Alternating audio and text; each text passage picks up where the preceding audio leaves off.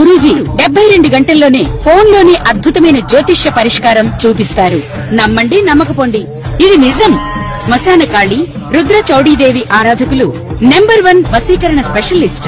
గురూజీ మనిషి పుట్టుక నుండి చనిపోయే వరకు వచ్చే అన్ని క్లిష్టమైన సమస్యలకు పరిష్కారం ఇక్కడ లభిస్తుంది. విద్య, ఉద్యోగం, వ్యవహారం, స్త్రీ ప్రేమ, పెళ్లి, సంతానం, స్త్రీ పురుష వశీకరణం, భూవశం, భార్యాభర్తల కలహాలు, కోర్టు సమస్యలు, విడాకుల సమస్యలు, చేతబడి, అప్పుల బాధ, ఇంకా మీకు ఎలాంటి సమస్యలు ఉన్నా 72 గంటల్లోనే శాశ్వత మేడం ప్రెజెంట్ సిచ్యువేషన్ చూస్తున్నాం. ఈ జెన్స్ సిచ్యువేషన్ చూస్తుంటే మనం ప్రతి ఒక్కళ్ళు మ్యారేజ్ చేసుకుంటున్నారు, కొంతమంది విడిపోతున్నారు. రిలేషన్స్ అనే కాదు, ఫ్రెండ్షిప్స్ అవ్వచ్చు, ఏ వైజ్ గా చూసుకున్నా సరే మనకి ఎనిమిటీ అనేది వస్తుంది. కొంతమంది ఫ్రెండ్షిప్ లో ఉన్నారు. మనము పెళ్లి చేసుకున్నా లేకపోతే శుభకార్యం చేస్తున్నా, ఏది చేస్తున్నా సరే ముందు మనం చూసుకునేది ముహూర్తం. ముహూర్తం అంతా నక్షత్రాల మీదే బేస్ అయి ఉంటుంది. సో అసలు ఈ నక్షత్రాలు మనుషుల లైఫ్ ని ఎలా ఎఫెక్ట్ చేస్తాయో ఒకసారి గురించి.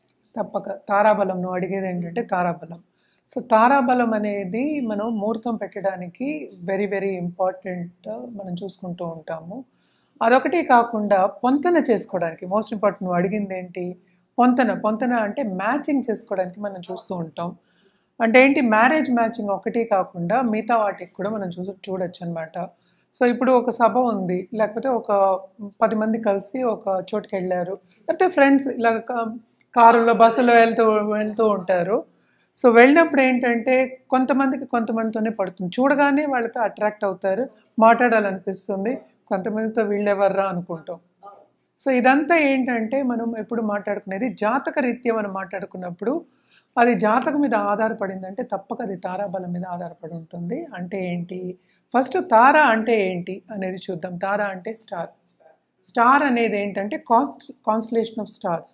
సో వాటికి మనం పేర్లు ఇచ్చాం. అంటే అశ్విని, భరణి, కృతిక, రోహిణి, మృగశిర, ఇలాగా మనకి తెలుసు.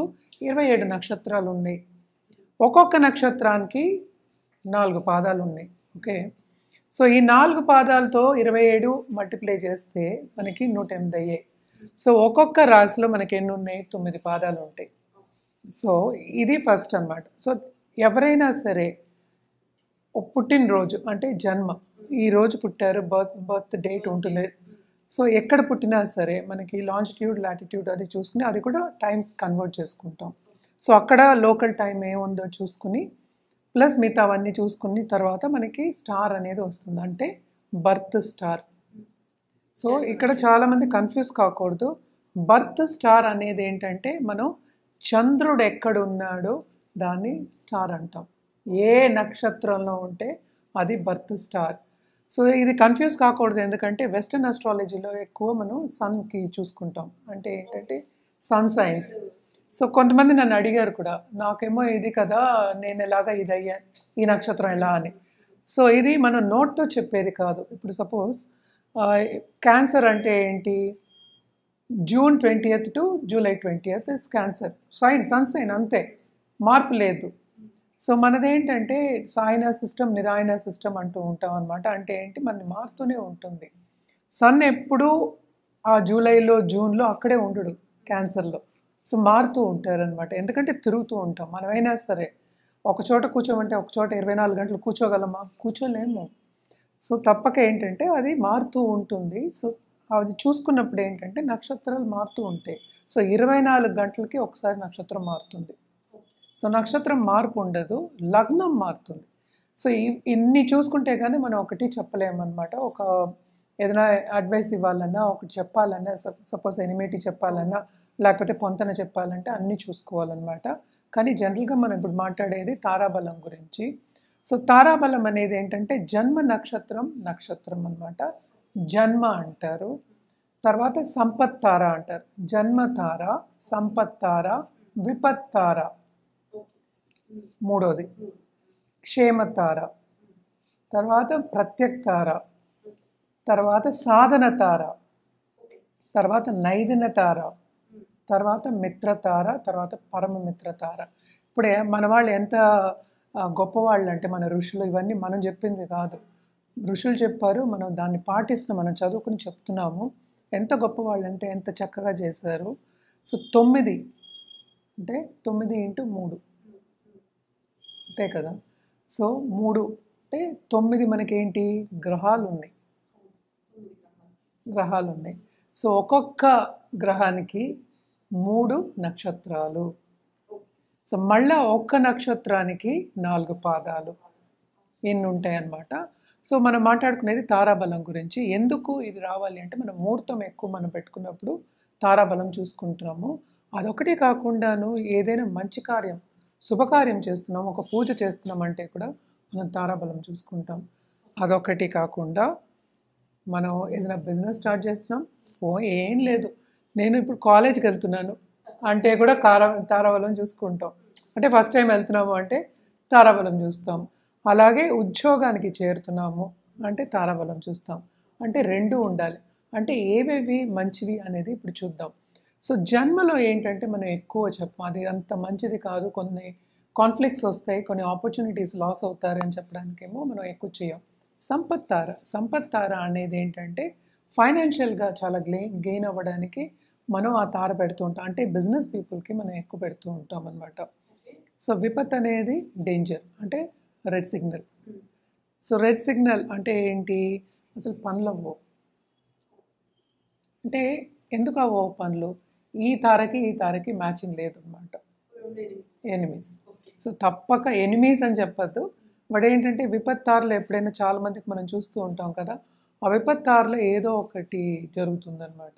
అంటే నెగటివ్ ఆస్పెక్ట్ అనుకుందాం ఆఫ్ లైఫ్ జరుగుతుంది.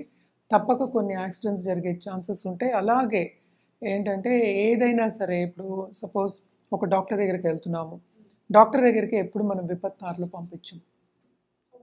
అది చూసుకోవాలి, ముహూర్తం చూసుకున్న వాళ్ళు, అలాగే తారాబలం తెలిసిన వాళ్ళు కూడా వెళ్ళారనమాట. తర్వాత మనకి వచ్చేది ఏంటంటే మనకి క్షేమతార, అంటే క్షేమంగా ఉండాలి అంటే డాక్టర్ దగ్గరికి ఇప్పుడు వెళ్ళొచ్చు, ఈ తారలో వెళ్ళొచ్చు. అంటే నెక్స్ట్ మనకి వచ్చేది ప్రత్యక్ తార అనేది ఏంటంటే అసలు ఏది పనులు అన్నమాట, కాన్ఫ్లిక్ట్స్, యాక్సిడెంట్స్ అయ్యే ఛాన్సెస్ కూడా ఉంటాయి అని చెప్తూ ఉంటారు, దూరం అయ్యే ఛాన్సెస్ అంటూ ఉంటాం అన్నమాట. ప్రత్యక్ తార అస్సలు మంచిది కాదు. సో నెక్స్ట్ వచ్చేది మనకి సాధన తార. అంటే ఏంటి, మనం ఇప్పుడు స్పోర్ట్స్లో ఉంటారు అండ్ ఆల్సో ఒకటి సాధించాలి అనుకుంటాం, ఒక గోల్ పెట్టుకుంటాం, సాధించాలి అనుకుంటాం, అది పరిపూర్ణం అవ్వడానికి కూడా మనం సాధన తార పెడతాం. ఎప్పుడు ఈ గోల్ పెట్టుకున్నప్పుడే మనం పెడతాం అనమాట, ఈ టైంలో స్టార్ట్ చేయండి అని. అది బిజినెస్ అవ్వచ్చు, అది ఉద్యోగం అవ్వచ్చు, లేకపోతే ఏంటంటే ప్రమోషన్ అవ్వచ్చు, ఇంకా ముందుకు వెళ్ళాలి, చాలా చాలా మంచిదన్నమాట. ఓకే, నెక్స్ట్ నైదిన తార అంటే అస్సలు చాలా చాలా ఫ్యామిలీతో కాన్ఫ్లిక్ట్స్, అస్సలు మంచిది కాదనమాట. ఎస్పెషలీ 2వ పాదం, ఈ నక్షత్రం 2వ పాదం అస్సలు మంచిది కాదు అని చెప్తూ ఉంటారు. సో ఈ పాదాలు కూడా చెప్తాం. అలాగే ఏంటంటే ప్రత్యక్ తారకి 4వ పాదం చెప్తూ ఉంటాం అనమాట.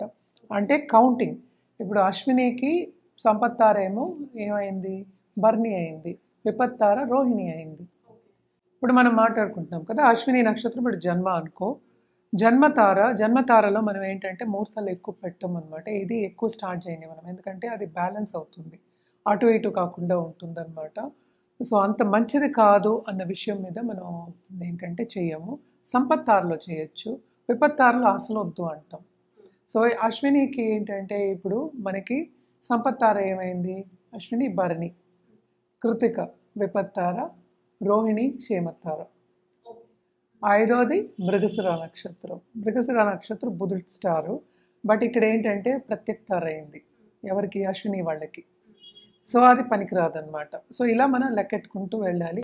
సో వీటిలో ఏంటంటే అశ్వినికి ఇప్పుడేం మనకి తెలుసు కదా, ఇప్పుడు 5వ తార మంచిది కాదు, 3వ తార మంచిది కాదు, 7వ తార మంచిది కాదు అనమాట. 7th అంటే అశ్విని నుంచి కౌంట్ చేయాలి.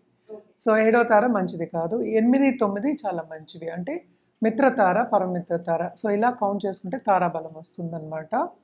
సో బట్ ఏంటంటే మోస్ట్ ఇంపార్టెంట్, మనం మ్యాచింగ్కి చూడాలి అన్నా కూడాను మనం ఏంటంటే రాసుల వారీగా కూడా చూసుకుంటాం. అదొకటి కాకుండాను ఈ స్టార్స్ అన్నిటికీ ఒక్కొక్క స్టార్కి ఒక్కొక్క అధిపతి ఉంటారనమాట. ఇప్పుడు అశ్వినికి మనకి కేతు అయ్యారు, భరణికి మనకి వీనస్. సో ఇలాగా, సో ఇవి వచ్చినప్పుడు ఏంటంటే ఎందుకు ఇది తీసుకున్నాను ఈ సబ్జెక్ట్ అంటే, దీన్ని బట్టి మనకి దశా విశేషాలు అనేవి కౌంట్ అవుతాయి. సో అంటే ఏంటి, మన వెళ్ళే పీరియడ్, మన నడిచే పీరియడ్ ఎలా ఉంది, మన కర్మ ఎలా ఉంది, ఇప్పుడు ఏం జరగబోతోంది, ఎలా ఉంటుంది ఫ్యూచర్ అని చెప్పడానికి ఇవన్నీ చూసుకుంటాం. స్టార్ని పట్టే మనకి దశా సిస్టమ్ అనేది వస్తుందన్నమాట. సో దాన్ని బట్టి ఏంటంటే మన ప్రిడిక్షన్ అనేది వెరీ ఈజీగా ఇవ్వచ్చు. ఇది ఒక మనిషికి కాదు, అండ్ ఆల్సో మనం ఏంటంటే ఒక కంట్రీకి కానీ లేకపోతే ఒక ప్రదేశానికి కానీ ఒక బిజినెస్కి కానీ వాటన్నిటి కూడా మనం చెప్పగలం. ప్రెడిక్షన్స్ అనేది ఈజీగా ఇవ్వడం జరుగుతుందన్నమాట. సో దేనికైనా తారాబలం అనేది వెరీ వెరీ ఇంపార్టెంట్. సపోజ్ ఇప్పుడు తారాబలం నేను ఇందాక చెప్పినప్పుడు ఇప్పుడు 3వ తార అయింది. ఇప్పుడు అశ్విని మనం తీసుకున్నాం, అన్ని తారలకి ఉంటాయి కదా అలాగా. సో 3వ తారలో ఉన్న ఒక మనిషి ఎదురయ్యాడు మనకి అనుకుందాం కాసేపు. ఇమ్మీడియట్గా అదేంటంటే మనకి కంపాటబిలిటీ ఉండదు. సో అట్రాక్షన్ అనేది ఉండదు. పోనీ కంపాటబిలిటీ అనపోయినా అట్రాక్షన్ అంటే ఏంటి, వీళ్ళెవరు అన్నట్టు మనం చూస్తాం. అది రిపెల్ అవుతుంది అనమాట. ఎందుకని ఇది మాట్లాడుతున్నాం అంటే ఇట్స్ బికాస్ ఆ ఎనర్జీ అనేది రిపెల్ అవుతుంది మనకి. సో అలాగే 5వ తార అనుకుందాము, అలాగే నైదిన తార, ప్రత్యేక తార కూడా నైదిన తార. ఈ 3 వెరీ వెరీ ఇంపార్టెంట్. అలాగే జన్మలో ఉన్న వాళ్ళకి కూడా కొన్నిసారి జన్మ కూడా పడకపోవచ్చు అనమాట. ఇవన్నీ మళ్ళీ మనం ఏంటంటే మనం రాసుల వారీగా చూసుకోవాలి. ఇప్పుడు మనం ఇందాక మాట్లాడుకున్నాం కదా, అశ్విని, భరణి, కృతిక. మనకి కృతిక 1వ పాదం మనకి మేషంలో ఉంటాయి. సో మేష రాశి వాళ్ళకి అలాగే ఇప్పుడు కన్యా రాశి వాళ్ళకి కుదరదు. దాంట్లో ఉన్న స్టార్స్ హస్త నక్షత్రం ఉంటుంది, ఉత్తర ఉంటుంది దాంట్లో. సో అవి కొన్ని కుదరవు అనమాట. సో రిపెల్ అవుతాయి. అలా ఎందుకు రిపెల్ అవుతాయి అనేది ఏంటంటే బికాస్ 6, 8 అండ్ మనం ఏంటంటే 12 చెప్పుకుంటాం అనమాట. సో దాంట్లో ఉన్న తారలు కొన్నిసార్లు రిపెల్ అవుతాయి. అంటే రాసులు ఇప్పుడు మేషరాశికి 6వ రాశి మనకి కన్య అయింది, 8 ఏమైంది వృశ్చికం అయింది, 12 ఏమైంది మనకి మీనం అయింది. సో వీటిలో ఉన్న తారలకి వీళ్ళకి పొంతన ఉన్నప్పటికీ అంటే తారాబలం ఉన్నప్పటికీను కొంతవరకు పడదు అని చెప్తూ ఉంటాం. పడదు ఇన్ ద సెన్స్ మనం పెళ్ళికి కానీ కంపాటబిలిటీ మనం చెప్తాం. సో ఎక్కడ ఎలా ఉంది అని చూసుకుని దాన్ని బట్టి నువ్వు అడిగిన క్వశ్చన్కి ఆ పడపోవడం అనేది వస్తుంది, ఆ ఎనిమిటీ అనేది వస్తుంది అనమాట. ఇదంటే జనరల్గా మనం ఎందుకు చూస్తాము అంటే మోస్ట్ ఇంపార్టెంట్ ముహూర్తం కోసం, టైం కోసం.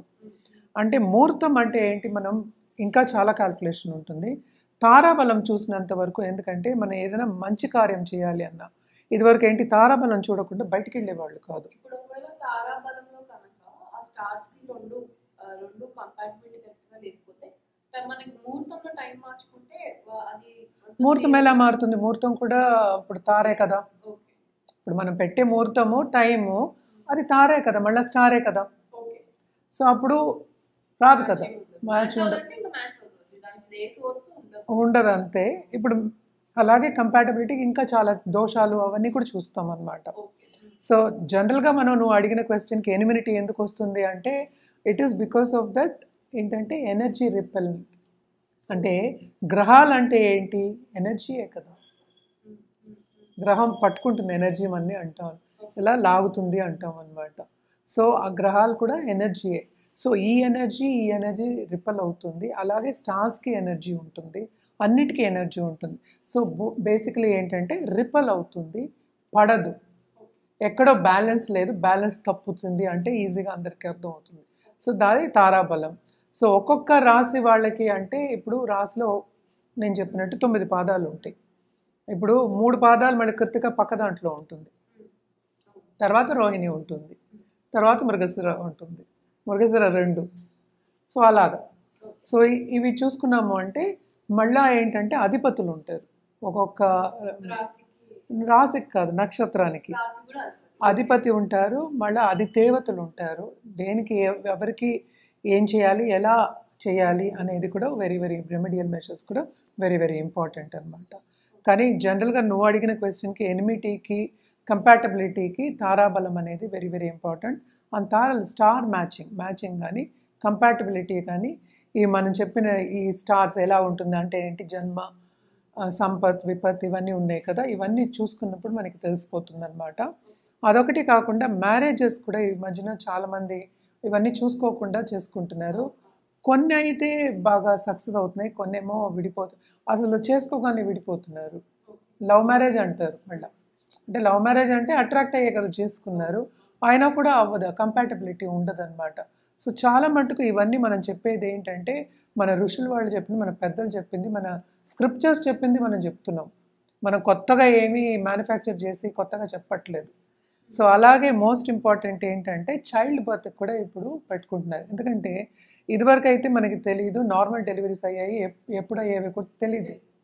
ఇప్పుడు ఏంటి మనకి చాలా మెడికల్ ఫీల్డ్ కూడా అడ్వాన్స్మెంట్స్ వచ్చేసాయి. సో చాలామంది ఏంటంటే మనకి దీనికే సిజేరియన్కి సెక్షన్కి వెళ్తున్నారు, సెక్షన్కే వెళ్తున్నారు. సో దానికి కూడా ముహూర్తాలు పెట్టవలసి వస్తుంది అనమాట. సో ఇవన్నీ కూడా మోస్ట్ ఇంపార్టెంట్. ఈ టైంలో పుట్టితే, ఈ తారలో పుడితే బాగుంటారు, ఆ దశలు బాగుంటాయి. అదొకటి కాకుండా ఎక్కడెక్కడ ఏ గ్రహాలు వేరే ఎక్కడెక్కడ ఉన్నాయో చూసుకుని దాన్ని బట్టి మనం ముందుకెళ్ళడం అనేది వెరీ ఇంపార్టెంట్. ఎందుకంటే టైం అనేది వెరీ ఇంపార్టెంట్. మనం నడిచేది కూడా టైంలోనే.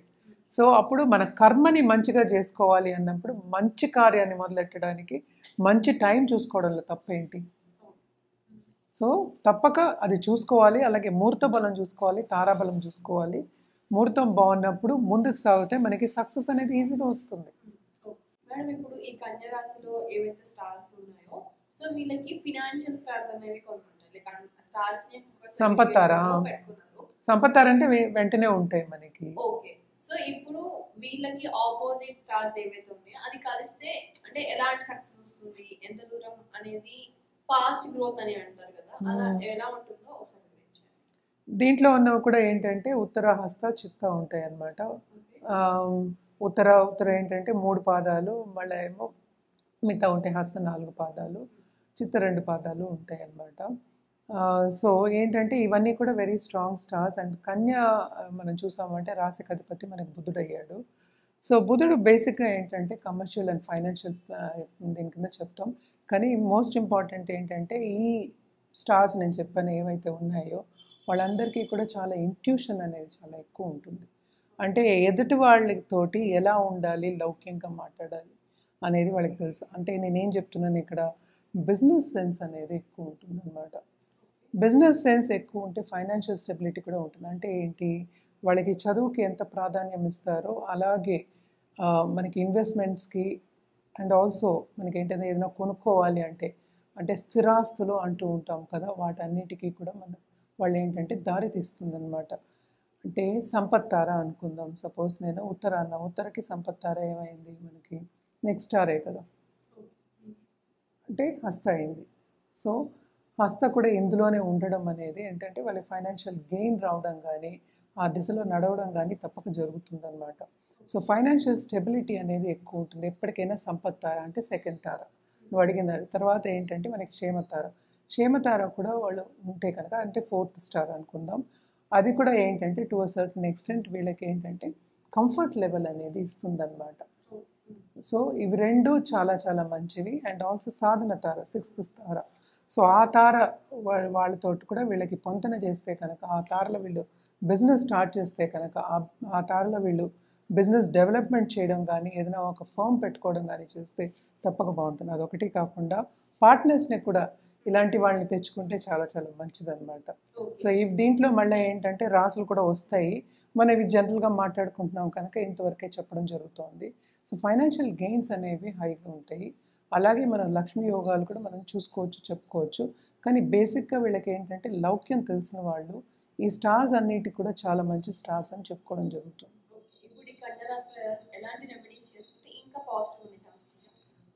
జనరల్గా మనం ఎప్పుడు చెప్పుకునేది ఏంటంటే గణపతికి పూజ చేయమంటాం. కానీ వీళ్ళు ఎస్పెషల్లీ కన్యా రాశి వాళ్ళు లక్ష్మీ గణపతి హోమాలు కానీ అలాగే ఏంటంటే పూజలు కానీ చేయడం అనేది చాలా మంచిదన్నమాట.